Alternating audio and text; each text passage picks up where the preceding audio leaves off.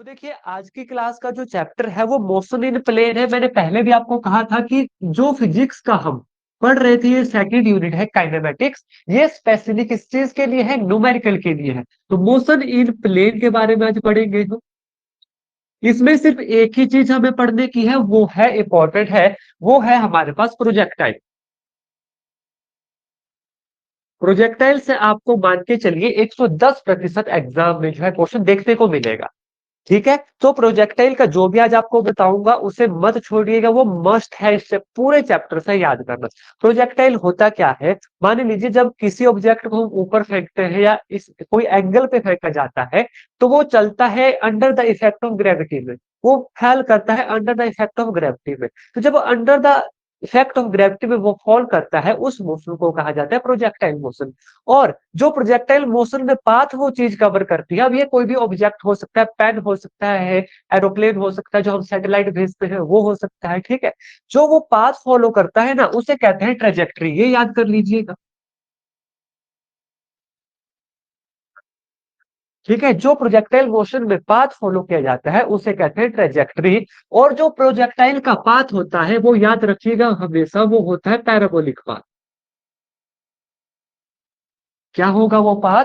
Parabolic path होगा। अब देखिए इसमें से एमसीक्यू जो बनेगा ना, वो बनेगा फॉर्मूलाज के ऊपर, या उससे बनेगा आपको एग्जाम में न्यूमेरिकल, इस प्रोजेक्टाइल वाले चैप्टर से। तो इसके दो तीन फॉर्मूला हैं जो मैं आपको अच्छे से याद करना सिखा दूंगा, ट्रिक भी बता दूंगा कि कैसे जो है आपको याद करनी है। बस आपको मेरे साथ साथ चलना है और प्रैक्टिस करनी है। अब हम प्रोजेक्टाइल पढ़ेंगे जब हम किसी ऑब्जेक्ट को किसी एंगल पे फेंकते हैं, थीटा एंगल के ऊपर। ठीक है, तो उस प्रोजेक्टाइल में जो हॉरिजॉन्टल मोशन क्या होती है, उस चीज का फॉर्मूला लिखिएगा। क्या है? Motion along horizontal. Motion along horizontal. Horizontal पता है ना, आगे की तरफ एक होती है वर्टिकल। ठीक है, तो मोशन अलोंग हॉरिजॉन्टल का फॉर्मूला रहेगा x that is equal to u cos of theta into t. जहां पर यू क्या है? ये वेलोसिटी होगी। थीटा क्या होगा? ये गिवन एंगल होगा। और टी क्या होगा? ये होगा टाइम हमारे पास। तो ये पहला फॉर्मूला बना प्रोजेक्टाइल मोशन से हमारा, किसका? Motion along horizontal. अब दूसरा फॉर्मूला बनेगा यहां से मोशन अलोंग वर्टिकल। कि वर्टिकल मोशन क्या होती है? देखिए ये पहला फार्मूला इंपॉर्टेंट है। दूसरा फार्मूला याद रहता है, अच्छी बात है। अगर याद नहीं रहता तो भी कोई दिक्कत नहीं है, लेकिन एक बार पढ़ लेना है। अगर फॉर्मूला ही एग्जाम में आ गया तो ऑप्शन देख के जो है रिकॉल हो जाता है। ठीक है, फॉर्मूला है y it is equal to x tangent of theta. It is equal to x tangent theta minus, उसके बाद है हमारे पास g over 2u² cos square theta into x square. ये हमारे पास दूसरा फॉर्मूला है। ये क्या है? ये है मोशन अलोंग वर्टिकल। किस चीज की बात कर रहे हैं हम? प्रोजेक्टाइल की बात कर रहे हैं। अब जितना भी ये लेक्चर आगे को मैं बताता जाऊंगा, हर चीज जो है प्रोजेक्टाइल से ही कंबाइन होगी, उससे एक्स्ट्रा मत सोचिएगा। जो भी चीज बताऊंगा सारी की सारी प्रोजेक्टाइल की ही है। ठीक है, तो ये दो फॉर्मूला पहले तो लिख लीजिए। Motion along horizontal x that is equal to u cos theta into t. और मोशन अलोंग वर्टिकल अगर आपसे एग्जाम में पूछी जाए, फॉर्मूला भी पूछा जा सकता है, न्यूमेरिकल भी पूछा जा सकता है। वो है x tan theta minus G over 2u² cos square theta into x square, जहां पर जी क्या है? Acceleration due to gravity. इसकी वैल्यू कितनी होती है? 9.8 मीटर पर सेकंड स्क्वायर होती है। लेकिन न्यूमेरिकल में अपनी इजीनेस के लिए जो है हमेशा इसे 10 ले लेना है आपको, ताकि आपकी कैलकुलेशन जो है इजी बन जाए। ठीक है, क्योंकि अगर 9.8 से किसी चीज को डिवाइड करोगे टिपिकल होगा, डायरेक्ट 10 से करो, आंसर सेम आता है। हल्का फुल्का माइनर सा फर्क पड़ता है, लेकिन उतना जो है एमसी जो ऑप्शन देखते हैं एग्जाम में तो काम चल पड़ता है। ठीक है, तो ये दो अभी फॉर्मूला पढ़े। अब इसके बाद जो है हमारे मेन फॉर्मूला स्टार्ट होंगे, किसके? प्रोजेक्टाइल के। तो उनको जो है ध्यान से लिखिएगा। ये फॉर्मूला मैंने आपके नॉलेज के लिए आपको बताया कि याद हो जाते हैं, अच्छी बात है। याद नहीं होंगे, ज्यादा स्ट्रेस नहीं देना। ठीक है कि हाँ ये याद करने ही है। लेकिन जो फॉर्मूला अब बताऊंगा जिस मर्जी तरीके से याद करिएगा। देखिए बात चल रही है प्रोजेक्टाइल मोशन की। सिंपल, आपको पता है प्रोजेक्टाइल होता क्या है। ये इस तरीके से कोई वैल्यू जो है, कोई ऑब्जेक्ट हम फेंकेंगे at an angle theta, this is our project. कैसा पाथ है? पैराबोलिक पाथ है। ये हमारा वर्टिकल कंपोनेंट है, ये हमारा हॉरिजॉन्टल कंपोनेंट है। ठीक, बात यहां तक है। इस बात को क्या कहते हैं? ट्रेजेक्टरी कहते हैं। अभी तक ये हमने पढ़ा। ठीक है, अब मैं आपको बताऊं time period for this projectile motion. ध्यान से सुनिएगा, पहला सबसे इंपॉर्टेंट फॉर्मूला। टाइम पीरियड क्या है? देखिए, टाइम पीरियड को याद करने का फॉर्मूला बताता हूं। टाइम से हैप्पी बर्थडे टू यू जी, सभी हम बोलते हैं ना। देखिए कैसे करेंगे आप, टी से टू यू वाला, ठीक है, हैप्पी बर्थडे टू यू जी। किसको हैप्पी बर्थडे बोल रहे हैं? साइन थीटा को। भूलोगे तो नहीं formula, happy birthday to you ji sine theta. ये बन गया हमारे पास टाइम। ये है हमारा पहला फॉर्मूला। इस तरीके से याद रखिएगा। अब दूसरा मैं अभी आपको बताऊंगा कैसे करेंगे। दूसरा आएगा हमारे पास हाइट ऑफ दिस प्रोजेक्टाइल निकालने का, कि ये कितना ऊंचा गया। प्रोजेक्टाइल की हाईएस्ट हाइट कितनी थी? देखिए हाइट यहां पर है, यू का स्केयर कर दो, साइन का स्केयर कर दो, इस दो को रोटेट कर दो नीचे, two g. This is our second formula. इसी से निकाल दिया हमने, याद करने की जरूरत नहीं पड़ी। इसके बाद आती है रेंज। रेंज होती है कि यहां से लेकर यहां तक जो ये ऑब्जेक्ट गया, इसकी रेंज कितनी है, कहां तक पहुंचेगा ये। ध्यान से देखिए, रेंज का फॉर्मूला यू स्केयर, यही है, डिवाइडेड बाय, देखिए टू था, टू पहले नीचे आया, अब दो फिर से ऊपर भेज देंगे, हम रोटेट कर रहे हैं दो को। यहां पर बनेगा sine of two theta divide by G. This is our equation number 3। बताओ, तीनों फॉर्मूला याद रह जाएंगे happy birthday to you ji sine theta से। फिर उसके बाद u square sine square theta over two G, फिर u square sine two theta over G. दो को यहाँ रोटेट किया, फिर यहां से फिर से ऊपर भेज दिया। बस एक फार्मूला याद रखिए, टी का। ये टाइम पीरियड है प्रोजेक्टाइल का, ये मैक्सिमम हाइट है प्रोजेक्टाइल की, ये हमारी मैक्सिमम रेंज है प्रोजेक्टाइल की। यस और नो कर दीजिए, अब फॉर्मूला भूलोगे तो नहीं। ये बहुत काम के फॉर्मूला है, ये 3 फॉर्मूला बता दीजिएगा सभी के सभी। चलिए ध्यान से सुनिए, अब आगे सारा काम इन्हीं फॉर्मूला से है, उसका प्रैक्टिस करेंगे। अगर देखिए हमसे पूछा जाएगा कि मैक्सिमम रेंज कब होगी, मैक्सिमम रेंज कब होगी, तो ध्यान से रखना है आपको, जब थीटा जो है 45 डिग्री होता है। कोई भी चीज सबसे ज्यादा दूर तब जाएगी जब उसे 45 डिग्री के एंगल पर फेंकेंगे। तो एक चीज आपको ये पता होनी चाहिए कि मैक्सिमम रेंज के लिए, मैक्सिमम रेंज के लिए जो एंगल होगा ना हमारा, वो होना चाहिए थीटा इक्वल टू 45 डिग्री। पहला एमसीक्यू एक तो बन गया, ये हमारे फॉर्मूला पूछे जा सकते हैं। दूसरा बन गया मैक्सिमम रेंज के लिए थीटा कितना होगा। अब अगर थीटा 45 डिग्री है तो मैक्सिमम रेंज कितनी निकलेगी, ध्यान से देखिए। Range maximum it is equal to u square sine two theta, 2 into 45 sine 90 degree, sine 90 degree 1 होता है, यू स्केयर बाय जी। आपसे ये डायरेक्ट पूछी जा सकती है एग्जाम में वैल्यू। रेंज का फॉर्मूला ये, मैक्सिमम रेंज ये, यू स्केयर ओवर जी। ये भी पूछा जा सकता है, या तो डायरेक्ट याद रख लीजिए, या तो आपको पता होना चाहिए मैक्सिमम के लिए थीटा होता है 45 डिग्री। 45 डिग्री पुट कर दिया, वैल्यू निकल गई। ठीक, अब जब मैक्सिमम रेंज थी तो हाइट कितनी होगी उसकी, अगर थीटा को 45 डिग्री फेंका गया है, ध्यान से देखिएगा, हाइट कितनी आएगी उस ऑब्जेक्ट की, u square sine square theta. Sine 45 degree, 1/√2, उसका स्केयर 1/2। ध्यान से देखो, तो u square divide by 4 g. This is our height when theta equal to 45 degree. अब इन दोनों में कई बार रिलेशन पूछा जाता है एग्जाम में, इनके रिलेशन पर एमसीक्यू पूछा जाता है। क्या रिलेशन बैठा, देखिए ये हाइट है, ये माफ कीजिएगा, ये रेंज है, ये हाइट है, क्या रिलेशन है देख के क्या पता लग रहा है। यहां से देखिए, आर जो है 1/4 एच के बराबर है। क्या मैंने उल्टा लिखा? देखिए u square over g, h जो है, हाँ उल्टा लिख दिया है। देखिए एच है 1/4 आर के बराबर, तो आर कितना आ गया, 4 टाइम एच के बराबर।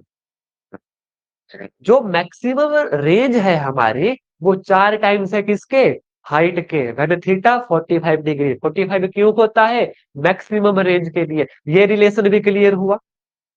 ये भी पूछा जा सकता है कि बताओ मैक्सिमम हाइट कितने टाइम्स है, मैक्सिमम जो रेंज है वो कितने टाइम है हाइट के, आपको पता होना चाहिए 4 के बराबर है।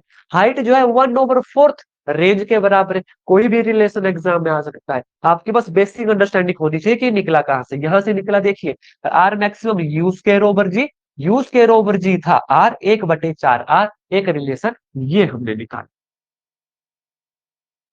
ठीक, ये कुछ फॉर्मूला थे। इसके बाद ध्यान से सुनिए, जो जिस स्पीड से जो देखिए प्रोजेक्टाइल ऊपर जाता है, ध्यान से सुनिएगा। मान लीजिए इस पॉइंट को लिखिएगा।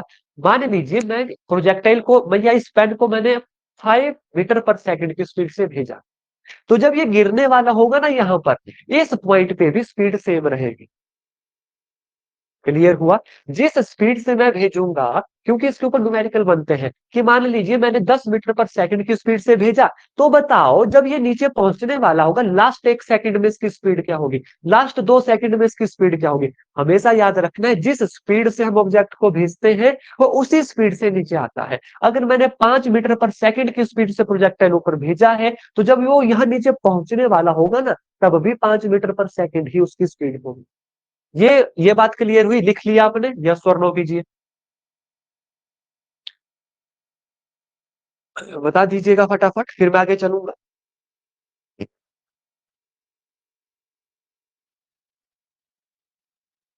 ठीक है, अब ध्यान से सुनिएगा। इसके बाद जब हम यहां पर पहुंचेंगे, ये है मैक्सिमम हाइट इस पॉइंट पे।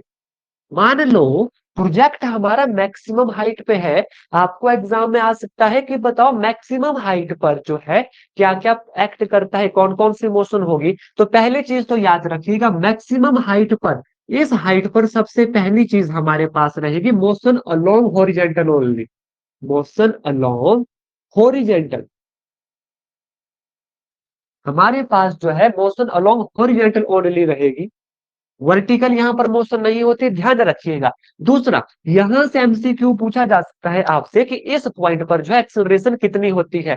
तो इस पॉइंट पे मैक्सिमम हाइट पे, इस पॉइंट पे याद रखना जो है एक्सेलरेशन हमेशा होती है जी, जिसकी वैल्यू कितनी होती है 9.8 मीटर पर सेकंड स्क्वायर। किस पॉइंट की बात हो रही है? मैक्सिमम हाइट की बात हो रही है।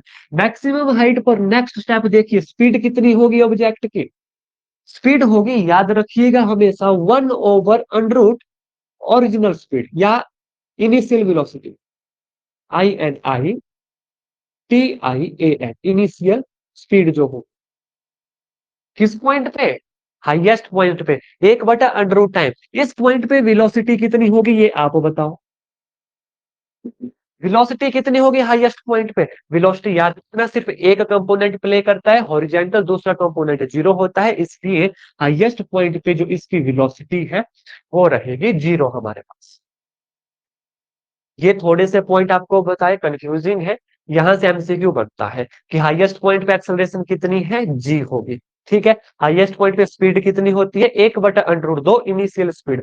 हाईएस्ट पॉइंट पे वेलोसिटी कितनी होती है, जीरो होती है। और मोशन अलोंग जो है, इस हाईएस्ट पॉइंट पे मोशन सिर्फ हॉरिजॉन्टल रहती है, वर्टिकल नहीं रहती है। इन 4-5 चीजों का भी आपको प्रोजेक्टाइल में खास ख्याल रखना है। अभी तक जितना हमने पढ़ा, जितना ये स्क्रीन के ऊपर है आपकी, यहां से जरूर आपको एग्जाम में 2 क्वेश्चन देखने को मिलेंगे। लिख लीजिए आप ये चीज।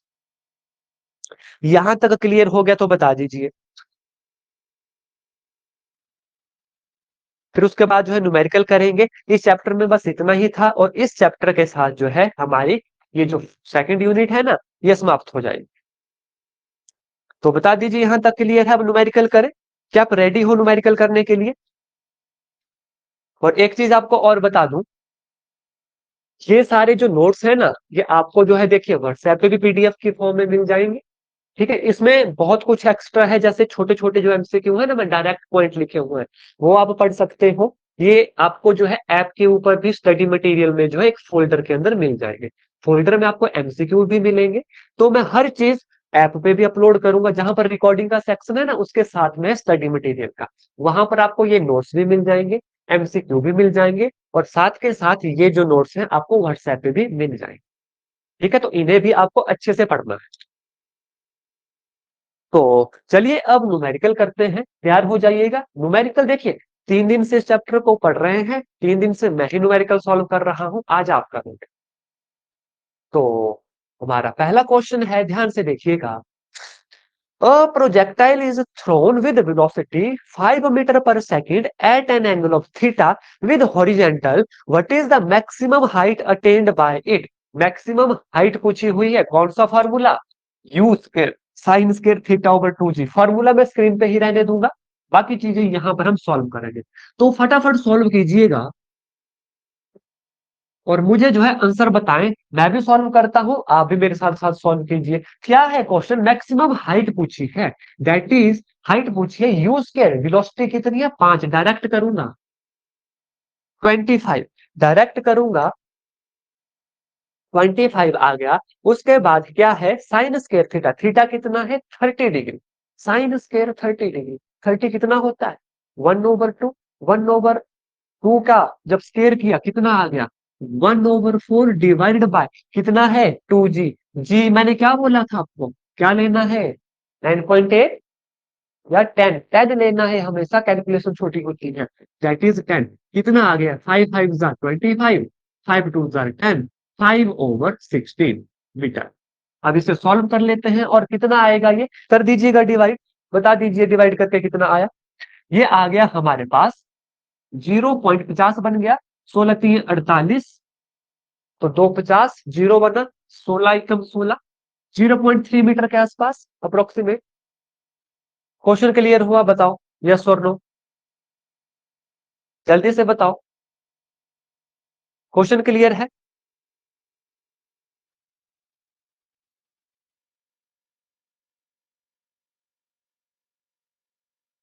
चलिए नेक्स्ट क्वेश्चन की तरफ चलते हैं।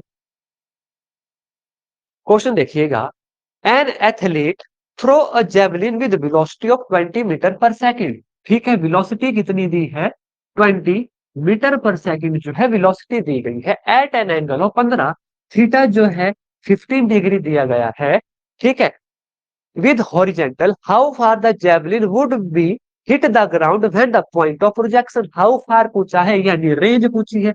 रेंज का फॉर्मूला लिखिए, मेरे साथ साथ दोहराइए, कितना होता है u square sine 2 theta over G, u square है कितना 20, 20 स्केयर 400, ठीक है, into sine theta, sine 15 degree, 15×2 = 30, sine 30 degree 1/2 divide by G, क्या बोला था मैंने 10 लेना है, 10 से 0 कैंसिल हो गया, तो उससे 20, तो 20 metre will be its right answer. क्या आ गई 20 मीटर, रेंज आ गई किसकी, जेवलिन थ्रो जो है 20 मीटर दूर जाकर ग्राउंड को हिट करेंगे। क्वेश्चन क्लियर, यस और नो, सभी से आंसर चाहूंगा इसका, सभी से यस और नो चाहूंगा कि आप सुन भी रहे हैं या एक्टिव भी है या सिर्फ बैठ के जो है मुझे देख रहे हैं, जल्दी से बता दीजिएगा। क्लियर है या डाउट किसी को? ठीक, देखिए जब आपके एक्टिव इनरोलमेंट रहेगी ना, तभी बात बनेगी, तभी आप पढ़ोगे, अदरवाइज आप देखना डेली जो है कंटेंट बढ़ता जाएगा, और एक दिन भी हमने छोड़ा प्रैक्टिस करना, बहुत गैप पड़ेगा, फिर संडे का दिन मिलेगा आपको, संडे वाले दिन हो सकता है मैं टेस्ट रख लूं, तो वो भी नहीं मिलेगा, अदरवाइज हो सकता है संडे को, वैसे संडे को क्लास नहीं लगेगी, लेकिन मैं ट्राई करूंगा कि आपका मैं टेस्ट जो है हर संडे ले लिया करूं, ठीक है। नेक्स्ट क्वेश्चन देखो, a projectile thrown with 5 meter per second at an angle of 30 with the horizontal, calculate time of flight, time का formula, happy birthday to you G बोला आपको याद रखने को, यही से सारे फॉर्मूले याद रहेंगे, जल्दी से क्वेश्चन सॉल्व कर दो, 1 मिनट है आपके पास, फटाफट कर दीजिए, 1 मिनट है आपके पास, कीजिएगा सॉल्व फटाफट, जल्दी से कीजिए,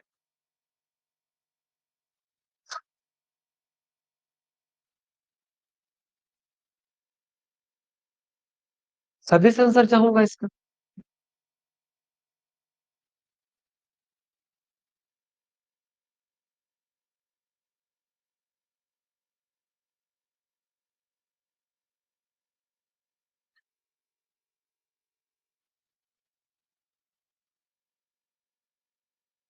1/2, 0.5, ठीक है, दो लोगों का आंसर से एक आ गया, मतलब टाइम मैच हो गया। 1/2 क्या सेकंड या मिनट, क्योंकि टाइम निकाल रहे हैं हम, यूनिट्स देख लीजिएगा किस यूनिट्स में आपने सॉल्व किया है, उस हिसाब से जो है हमारा आंसर निकल जाएगा, ठीक है। नेक्स्ट क्वेश्चन पे चले, देखिए बाकी लोगों ने क्यों नहीं सॉल्व किया, अगर सॉल्व करना नहीं आ रहा है तो पूछ लीजिए, नहीं तो मैं स्किप कर दूंगा इस क्वेश्चन को, क्योंकि कुछ स्टूडेंट्स ने क्वेश्चन कर लिया है, एस्पायरेंट्स ने क्वेश्चन कर लिया है। चलूं मैं आगे वाले क्वेश्चन पे, ये बता दो, ठीक है, चलिए बहुत अच्छे, बिल्कुल ठीक है। नेक्स्ट क्वेश्चन देखिएगा, एक सेकेंड,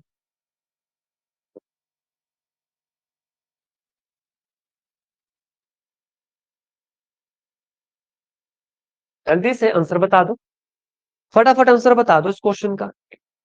आंसर आ चुका है, unit vector of A is vector A divide by magnitude of A. बिल्कुल आसान है, कोई दिक्कत नहीं होगी इसमें। सभी का आंसर आ चुका है। ऑप्शन बी, जी नहीं, ध्यान से सुनिएगा। मैग्नीट्यूड ऑफ ए वेक्टर निकलता है vector A divide by its magnitude A. ये है हमारे पास unit vector. Unit vector magnitude कितना रहता था इसका? 1 रहता था। नो डायमेंशन होती थी इसकी, आपको कल बताया गया था। नो यूनिट्स, ना तो कोई इसकी यूनिट्स है, थ्योरी वाली क्लास में करवाया गया है क्वेश्चन। ठीक है, ध्यान रखना छोटी छोटी गलती का। नेक्स्ट क्वेश्चन देखिए, angle between two equal vector. बताओ कल की थ्योरी में करवाया गया है या नहीं करवाया गया? करवाया गया है ना? बताओ तो फटाफट इसका आंसर बताओ। 0 होगा या 180 डिग्री होगा, इनमें से ही कंफ्यूजन होगा आपको, तो जल्दी से बता दो। Option A will be our right answer. बिल्कुल ठीक है, इक्वल वेक्टर में जो है एंगल हमेशा क्या रहता है? 0 रहता है। आप मुझे ये बताओ, 180 जो डिग्री है वो एंगल किन वेक्टर में रहता है? जल्दी से बताओ, बताया गया है कल आप। 180 डिग्री जो एंगल है वो किन वेक्टर में रहता है? जल्दी से बताओ। बिल्कुल ठीक है, नेगेटिव वेक्टर में। एक नाम आपको कल और बताया गया था, एक नाम आपको कल और बताया गया था। बिल्कुल ठीक है, नेगेटिव वेक्टर में जो है रहता है। लेकिन कल मैंने आपको एक नाम बताया था और, जिसमें मैंने कहा था कि 0 और 180 डिग्री। आपने ध्यान से सुना होगा। बिल्कुल ठीक है, आंसर आ चुका है, दैट इज कोलिनियर वेक्टर। याद रखना, ये माफ कीजिएगा, कोप्लानर वेक्टर। ठीक। नेक्स्ट क्वेश्चन देखिएगा, angle between the two vector of equal magnitude whose resultant is equal to the magnitude of the either vector is.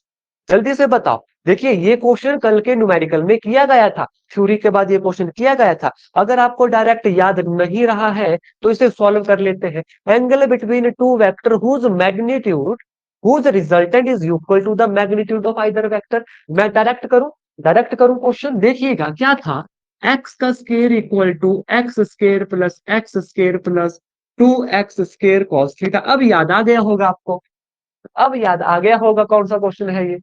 यह है ना, कल रिजल्टेंट वाले में वही तो पूछा गया है। दैट इज, इसके साथ क्या बनाइए, हमारे पास x square equal to 2x square plus 2x square cos of theta. यहां पर आ गया minus x square equal to 2x square cos of theta. यहां से कॉस थीटा बन गया -1/2, that is equal to 120 degree will be our right answer. बोलो कल क्वेश्चन किया था या नहीं किया था? कौन सा फॉर्मूला लगा वो भी बता देता हूँ। Resultant equal to under the root of a square plus b square plus 2ab cos theta under the root. जो रिजल्टेंट वेक्टर बताए गए थे वो फॉर्मूला लगा।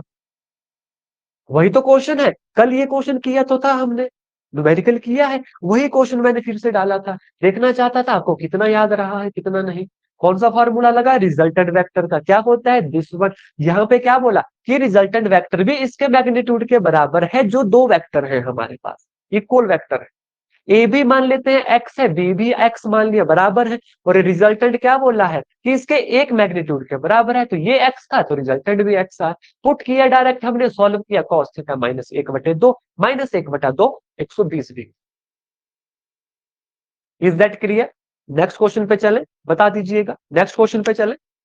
देखिए, आराम से करने हैं न्यूमेरिकल, कोई भागना नहीं है। ठीक है, और इस चैप्टर से पहले भी मैंने कहा है न्यूमेरिकल्स ही हमें पढ़ने हैं। बस मेन मकसद क्या है, आपको इसी क्लास में समझ आने चाहिए, इसके बाद ऊपर काम नहीं छोड़ना। ठीक। नेक्स्ट को रिपीट कर देता हूं, ध्यान से सुनिएगा। क्वेश्चन पढ़िए, the angle between two vector of equal magnitude whose resultant is equal to the magnitude of either vector.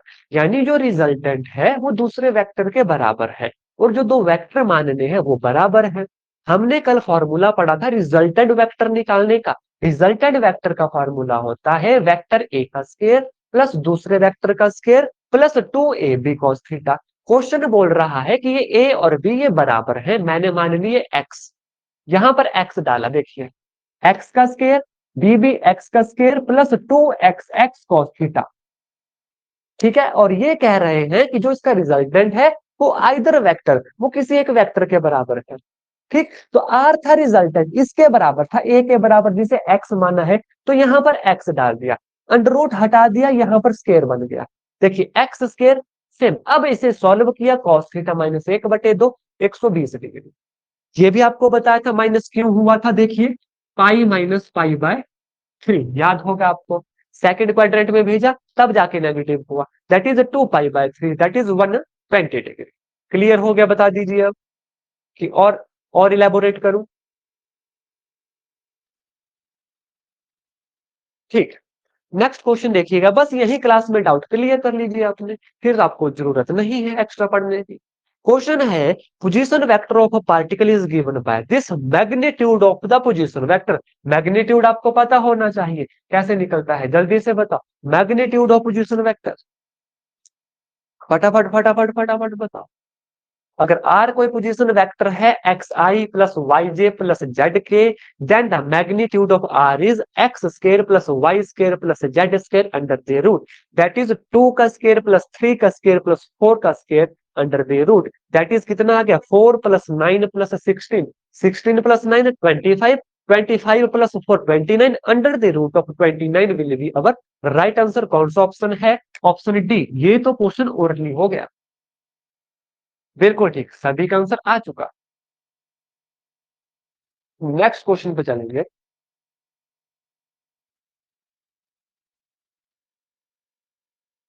बता दीजिएगा, the instantaneous coordinate of a particle are x equal to 4t and y equal to 8t square, the acceleration of particle. फटाफट बता दीजिए, 1 minute मिलेगा आपको, acceleration बतानी है,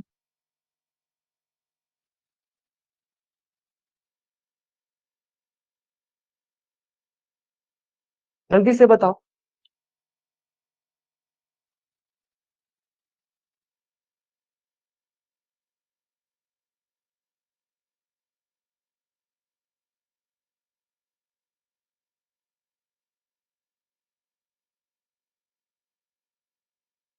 30 second हो चुके हैं, जल्दी बताओ।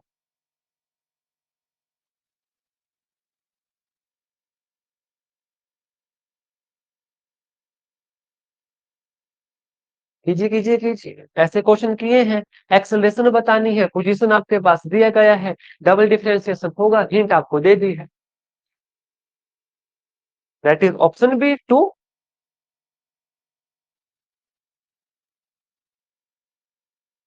Option A 4।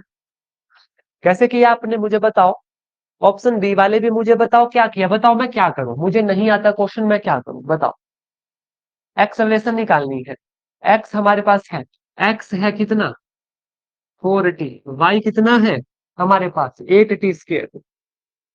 पहले तो t के रिस्पेक्ट में डिफरेंशिएट करेंगे, dx over dt that is 4, again dy over dt कितना आ गया 8 दुए 16t।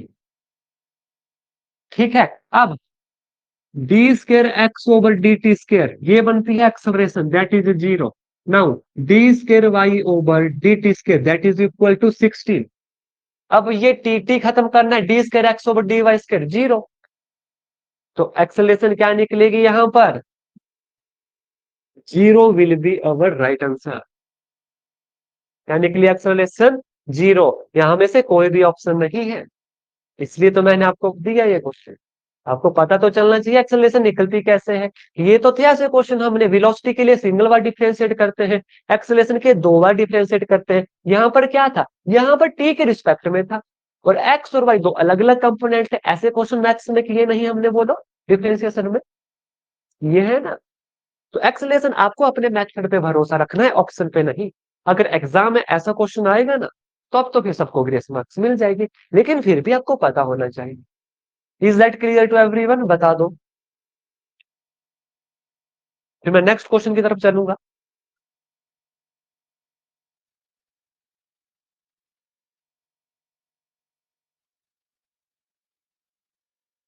ठीक है, मैं रिपीट कर देता हूं, एक सेकंड देखिएगा। देखिए हमसे पूछा है एक्सेलरेशन, अगर हमसे एक्सेलरेशन होता क्या, सबसे पहले देखिए ये है पोजीशन हमारे पास, वेलोसिटी से निकालनी हो अगर हमने, क्या करते हैं वेलोसिटी निकालने के लिए, dx ओवर dt, यानी जिसे डेल एक्स कहते हैं, एक बार डिफरेंशिएट किया जाता है, ऐसा न्यूमेरिकल ऑलरेडी किया गया था।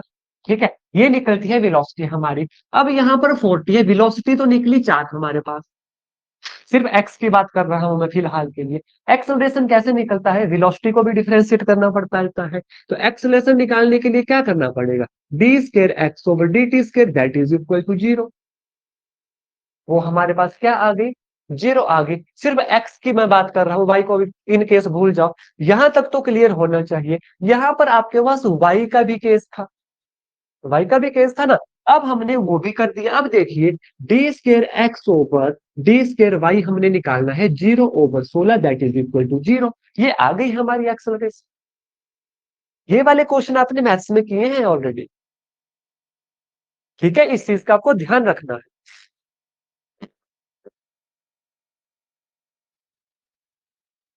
D square x over d y square 0/16 हो गया दैट इज 0, वो हमारी एक्सेलरेशन निकल गई। क्लियर हो गया मैम, बता दीजिएगा। ठीक, चलिए नेक्स्ट क्वेश्चन की तरफ चलेंगे। देखिएगा क्वेश्चन क्या है। A particle is projected vertically upward with velocity of 10 meter per second. Velocity of a particle when it again reaches the point of projection after 2 seconds is, जल्दी से बता दीजिए आंसर इसका। 1 मिनट है आपके पास, 1 मिनट में सॉल्व कीजिए और बताएं आंसर।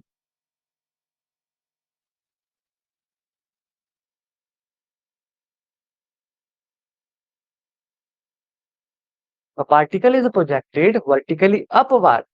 ठीक है, वर्टिकली अपवार्ड है मतलब theta 90 degree, with the velocity at 10 meter, the velocity of the particle when it again reaches the point of projection after 2 second की, जल्दी से बताओ कि 2 सेकेंड के बाद वो पहुंचने वाला है ग्राउंड पर। तो उसकी मुझे बताओ आप, क्या पूछा है, स्पीड, वेलोसिटी,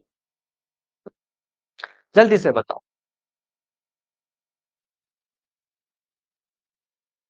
फटाफट फटाफट।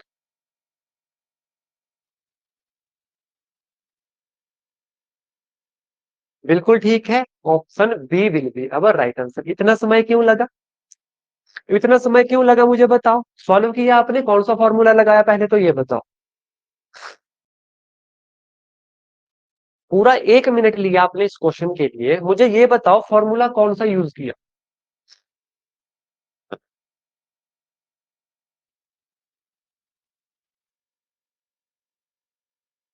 क्या इसमें कोई फॉर्मूला यूज किया या नहीं, यस और नो कर दीजिए। फॉर्मूला यूज किया, मुझे पता लग जाएगा कि आपने, जी हाँ, नो है सबका आंसर। फॉर्मूला क्यों यूज करें हम, अभी तो मैंने थोड़ी देर पहले आपको कॉन्सेप्ट बताया था। वो मैंने इसी चीज के लिए आपको बताया था कि आपको फॉर्मूला जो है यूज ना करना पड़े, आप डायरेक्ट आंसर कर दो। मैंने क्या कहा था, जिस स्पीड से हम फेंकते हैं उसी स्पीड से वो चीज वापिस आती है। और यहाँ पर क्या अपवार्ड फेंका था, तो जब नीचे आएगा वो तो उसी स्पीड से आएगा। ठीक है, उसी स्पीड से नीचे आएगा। तो क्या होगा हमारा आंसर, दैट इज 10 मीटर पर सेकेंड, क्योंकि 10 मीटर पर सेकेंड से ही हमने ऊपर फेंका था। 2 सेकंड के बाद जब वो नीचे पहुंचने वाला है, तब भी 10 मीटर पर सेकेंड से ही नीचे आएगा। बता दीजिए ये क्लियर हो गया सभी को, यस और नो कर दीजिए, फिर मैं आगे के क्वेश्चन पे चलता हूँ। ये क्वेश्चन देखिए इंपॉर्टेंट है और ये इजिली हो जाते हैं। अमूमन क्या होता है, ऐसा क्वेश्चन एग्जाम में आता है ना, तो हम उसको फॉर्मूला से सॉल्व करने लग जाते हैं कि अच्छा, वेलोसिटी दे दी है, हम दिमाग लगा देते हैं वर्टिकल अपवार्ड फेंका थीटा 90 डिग्री, और ना जाने कौन कौन से फॉर्मूले अप्लाई करने लग जाते हैं, और क्वेश्चन निकलता ही नहीं है। इसमें सिंपल सा कॉन्सेप्ट था जो आपको बताया गया था। क्वेश्चन को देखिए, क्वेश्चन इतना बड़ा सॉल्व करने की नीड है ही नहीं, डायरेक्ट आंसर। तो इन छोटी छोटी चीजों को देखिए, भूलना नहीं। ठीक है, नेक्स्ट क्वेश्चन देखेंगे। A projectile is projected so that it attain maximum height of 25 meter. What is the maximum range of a projectile? जल्दी से बता दीजिए। अभी आपको एक रिलेशन बताया था, क्या रिलेशन था, जो रेंज होती है वो 4 टाइम देखिए हाइट के बराबर होती है। तो रेंज कितनी निकलेगी, 4 × 25 that is equal to 100 metre. आप बताओ, क्वेश्चन इतना बड़ा और सोल्यूशन इतना छोटा, लेकिन कब कर पाओगे, जब आपको ये रिलेशन याद होता कि रेंज और मैक्सिमम हाइट में रिलेशन क्या था। तो कौन सा ऑप्शन है, ऑप्शन आप बताओगे। सॉल्यूशन मैंने कर दिया, that is option A will be our right answer. Is that clear, yes और नो कर दीजिए।